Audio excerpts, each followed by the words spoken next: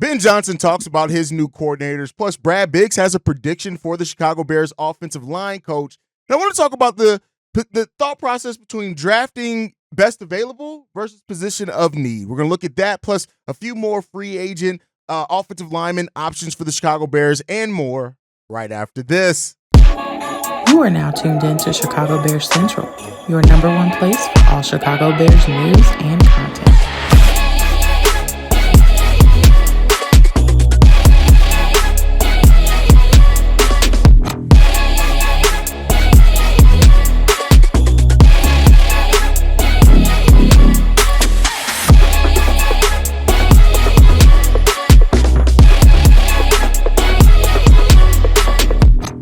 What's going on, Bears fans? Welcome to another episode of Chicago Bears Central, your number one spot for everything Chicago Bears related. I'm the host, Terry Hayes, but more importantly, you guys can follow the channel at Chi Bears Central on every social media platform we happen to be on. With that said, let's go to get into this content for today, y'all. And so the Chicago Bears have officially announced the hirings of Dennis Allen and Declan Doyle yesterday, or Declan Doyle.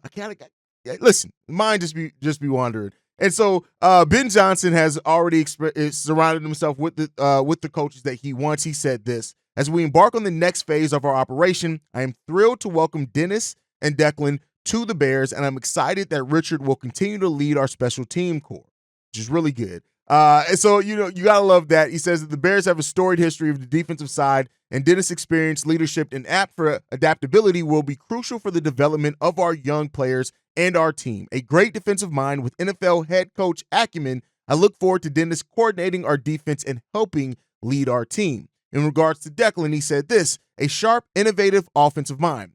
Declan's work ethic and attitude will be a tremendous asset as we work to build our offensive unit. Declan brings a unique skill set rooted in attention to detail as well as individual development and collective growth. And so, it's great hearing the words when it comes down to that. He even chimed in words on Richard Hightower saying this: a phenomenal reputation that precedes him. It's been incredible getting to know Richard and watching him from afar, how good of a coach and how passionate of a leader that he is. I look forward to Richard's leadership over our special teams units and team as a whole. Ben Johnson got his guys. The gang's all here, right? Ben's guys are here and in the building. Yes, we still got some coaching hires that we need to, get together to completely solidify that coaching staff. But overall, Ben Johnson went out and got the guys that he wanted. And that's the most important thing, right? He went out and got the guys that he wanted, that he had a vision for, that he feels is going to be able to help bring that vision here. I loved how he talked about the adaptability of Dennis Allen as well. That's one of the things that really stood out to me, is that Dennis Allen really is somebody who adapts his system to the players that are here. And he also finds creative ways to push those players, right? It's one thing to adapt to just the skill set that you have as players, but not only does he do that, he also finds creative ways to kind of grow and to grow their game and to put them in situations where they can show a little bit more than they have before as well. And so Dennis Allen is going to be a tremendous defensive coordinator, I feel, here for the Chicago Bears. And Doyle, like I said, I laid it out on yesterday's episode. I think the reasons why Doyle is here, it all makes sense. You're bringing another hugely creative offensive mind to add another perspective. He's a young guy. You gave him this job kind of ahead of schedule. Nobody can poach him to be their offensive coordinator unless you allow it. So you got this guy that's grown, developed. I'm sure Ben Johnson sees some of him in Declan Doyle as well. And this is where we sit, man. This is a really exciting coaching staff for the Chicago Bears. But we still got another coaching hire to make, and that is one that I have deemed as one of the more important coaching hires here for the Chicago Bears, and that is the offensive line coach, specifically because of where the Chicago Bears offensive line has been for years. Well, Brad Biggs has an interesting candidate for that, in which he talked about, and he mentioned Dan Roushar as somebody who the Bears could take a look at, right? And he comes from the same coaching tree as well, right? And that's something that Ben Johnson is really kind of, you look at it, he's hired from that Sean Payton, Dan Campbell, right? The people that have experience there. Roushar is an offensive line coach right now for Tulane University. He spent 10 years with New Orleans Saints coaching their offensive line, and he was a tight end coach there as well. And one time he also was the run game coordinator, right? So that would kind of fall in line with how Ben Johnson has hired coaches that have kind of experience all over the field, doing different things, and that would really fall in line with that, as well as a veteran guy. And I think we do need a veteran offensive line coach to really kind of bring in, evaluate some of the talent that we do have here, establish, develop, because I do think we're going to draft some offensive linemen here as well. And I think hiring Roushar would be right kind of in line with what what Ben Johnson has done with some of his other coaching hires. Also, weirdly enough, he actually coached Dan Campbell, right, who was 4 years as the Saints tight end coach as well. He coached with Dan Campbell, I should see. And that was at the same time that Roushar was the team's offensive line coach. So he has some experience there playing, coaching with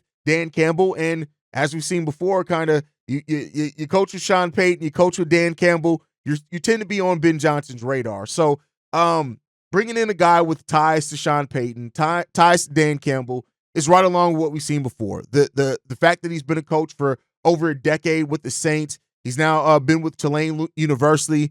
This is if Dan Roushar is a guy that the Bears do look at, and Ben Johnson, I should say, in extension, looks at as well, make a lot of sense for what we've seen so far happen here, and I wouldn't be mad at it at all. Getting the offensive line coach right is something that I think is right up there with everything else for this Bears team. Not only because of to get rid of, kind of unlearn some of the bad techniques and things that have been here on the Chicago Bears offensive line for a while, but like I said, the Bears are probably going to draft quite a bit of offensive linemen here over the next few years. And to develop guys like that, I think also come in and bring a level of a new eye onto what Kieran Amagaje can be. And we know he didn't impress at all last year, right? He didn't look good at all for a guy that the Bears picked and thought could develop into a starting caliber player eventually. They didn't necessarily expect it to be last year. He did have to start because of some things that happened, but I also think that Roushar coming in and being able to keep working with Darnell Wright, whoever else we draft, Kieran Amagaje, you still want some veterans in here as well, right? Which is a big thing, which we're going to talk about here. Next up is some other veteran offensive linemen that the Bears could bring in. But I think overall, it makes a lot of sense if Roushar is on the board for Ben Johnson here as the offensive line coach, and we'll see what it's going to be. We'll see what it's going to be at the end of the day.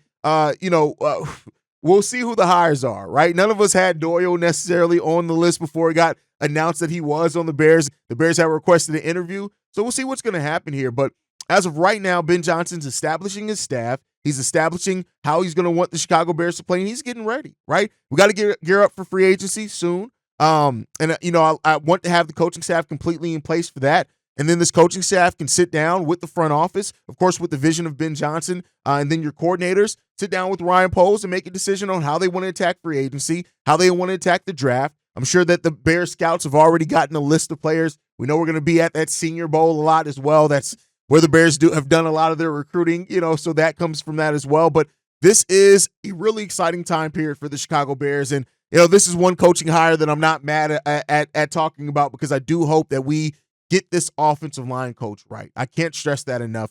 Getting this line coach right is, I think, a really important part of the Bears offense being successful, and our offseason being successful as well, because we got to come in, we got to clear some of the bullshit that we've seen here for the Chicago Bears on that offensive line, and we got to get it together. You got to protect Caleb Williams, and that goes into some of the things that we're seeing in some of the draft boards and mock drafts that are coming out as well. But before we get into that, I want to get into and talk about some of the veterans that the Bears could sign as well on here. And one of the Bears that somebody brought up in the comments that I had to go in and look at as somebody that the Bears could bring in, this is more of a depth acquisition than worrying about them being a starter per se. But Ronnie Stanley, currently with the Baltimore Ravens, an offensive tackle there. He was first-team All-Pro in 2019. He's 30 years old, two-time Pro Bowler as well. So if you – listen, I mean, I said as a depth piece, but, I mean, he's probably going to start, especially if you're drafting guards. Now, there are other players that you should have higher up on your board. Make no mistake about it. But you look at him, played in Notre Dame, so that, that is what it is. I'm a Notre Dame guy, if you guys didn't know, so I'm always going to have kind of my preference to Notre Dame guys. But you look at what it comes down to as well. Like, this guy was picked in the round 1, pick 6 in 2016. So if you can get Ronnie Stanley in here, yes, he's 30 years old. It's not like he's 34, 35-ish. But if you can get him in here, definitely helps step your offensive line up. And I think this is a guy that to really come in and help the Bears a whole hell of a lot. And that's really what it comes down to with this. You're not going to get all studs, right? You're not going to get an all-star caliber at every position of your offensive line. But I tell you what, this is definitely somebody who's definitely a huge upgrade for you and who could help your team hugely. You look at it, he played all 17 games last year, 13 the year before that, 11 the year before that. In 2001, he only played one game. He only played 6 in 2020 in that as well. But otherwise, he's been a pretty healthy player. And that's one thing as well. Like the Bears, you want somebody who's going to be healthy here for the Chicago Bears. I think that you want that. And if you can get that in, great, right? And so this is another guy that I hope that the Bears do take a look at as well. Next up, as well, that the Bears could take a look at is a current player with the Rams. And this is Alaric Jackson. This is a guy who's an offensive tackle, 6'7", 345 pounds as well. This is a big guy. This is a big fella. So you look at him, bringing him in here.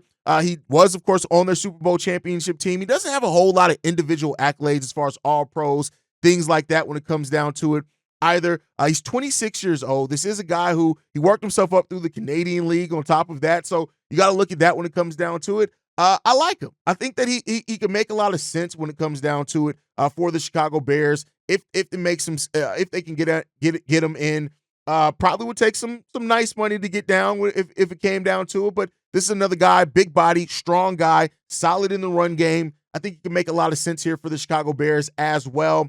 And then, of course, somebody else that somebody brought up that I talked about kind of last season. I didn't bring up yet too much here, in this offseason, but he is an option for the Chicago Bears as well.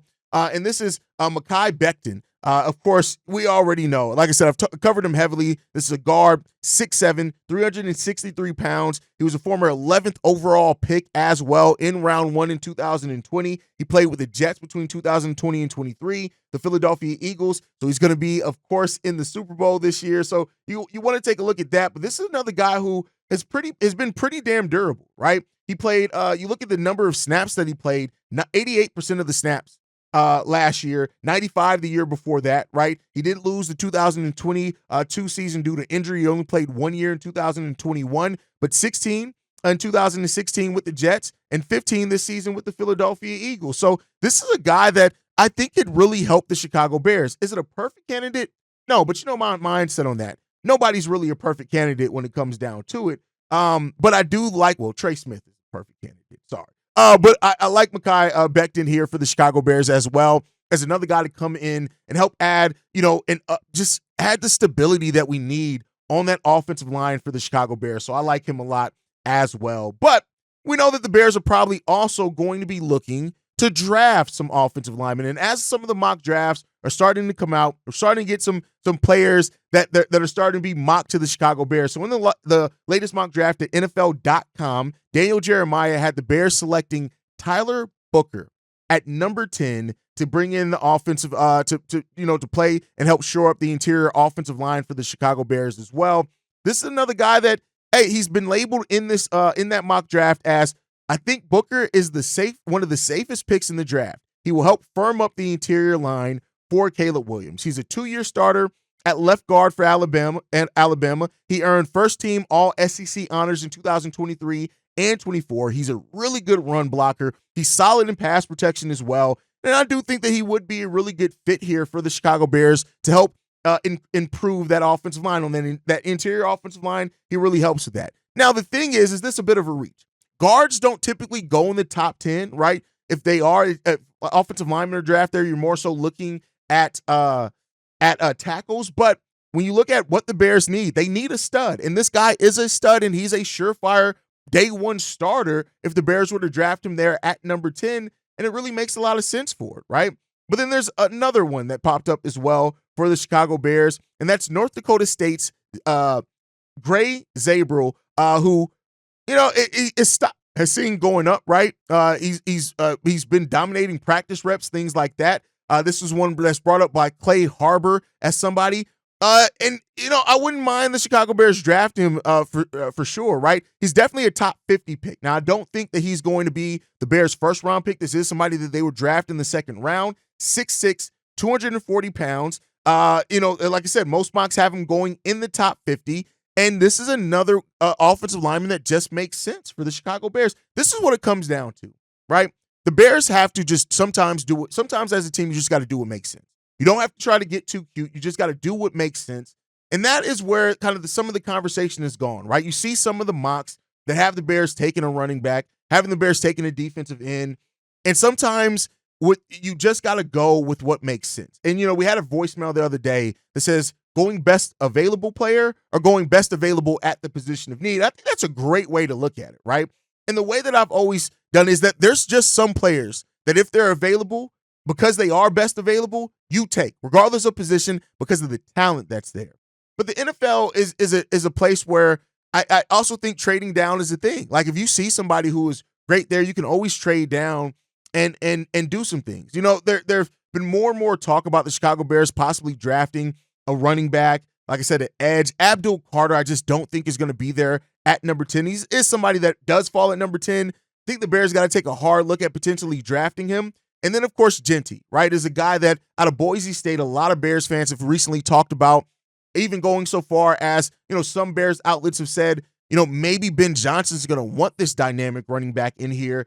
And if Ben Johnson is asking for that, of course, Ryan Poles has to keep an open mind about it for sure, at least in my opinion. But I think when it comes down to it, you can go best player available, but you got to make sure you show up some other things. And that's going to be something that the Bears might be faced to answer leading into this draft. Now, we got free agency first. And I think free agency, as always, it clears up a lot of things by what positions you go and get veterans at, right? But Ryan Poles has also shown an ability to be aggressive about going out and getting players that he feels is the guy. And he's also been, when everybody thought the wide receiver was going to be the one that the Bears drafted, we went Jaquan Brisker and Kyler Gordon, right? Then we ended up getting Velus Jones. Nonetheless, so Ryan Poles has already shown an ability to kind of think a little bit more outside the box than kind of what it looks like on paper, but that also is bitten him in his ass some. So the way that I look at it is that, and I said this on episode a couple of days ago, I'm not going to get all up in arms if the Bears go a different position than kind of what we all think.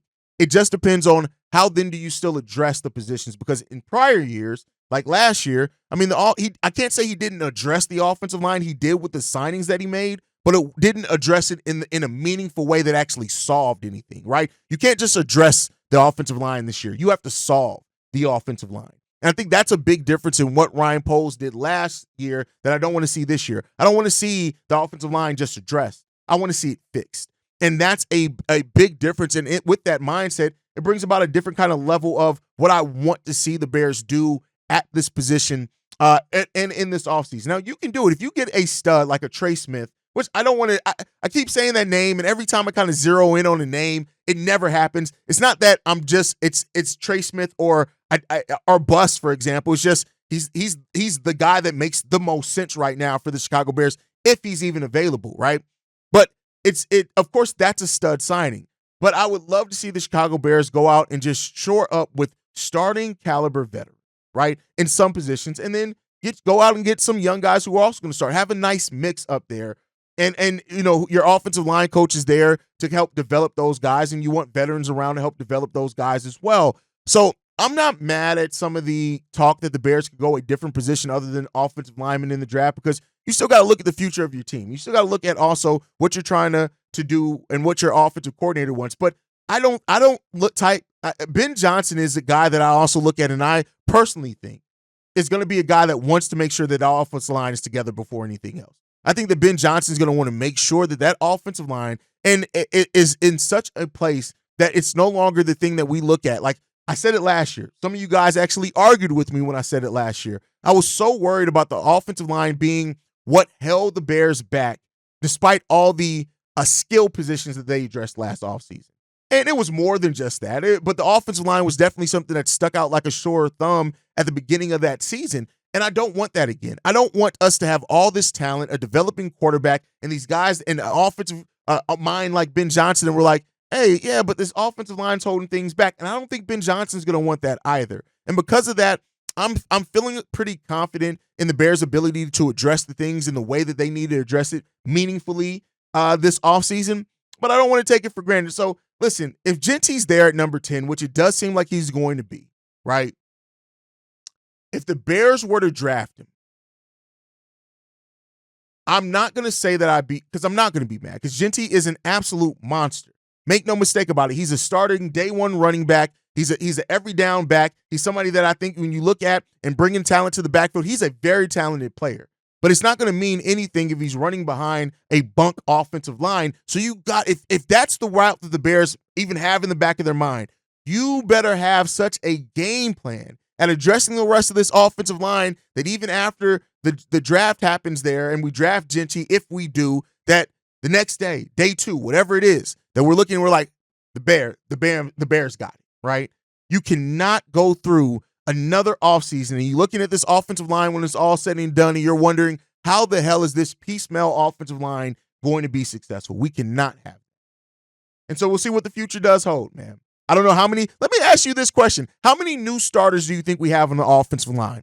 Let me know that down below. But that's my time. Make sure you guys are following us at Chi Bears Central. You can send us any feedback, questions, comments, concerns. ChicagoBearsCentral@gmail.com. Lastly, if you want to leave a text message and our voicemail for the mailbag, the number to do so, 773-242-9336. We are the number one spot for everything Chicago Bears related, but that's thanks to you lovely and beautiful people. And like I like to end every episode on, Chi-Town up, Bear down. Love you guys. Peace, y'all. This has been a presentation of the Break Media.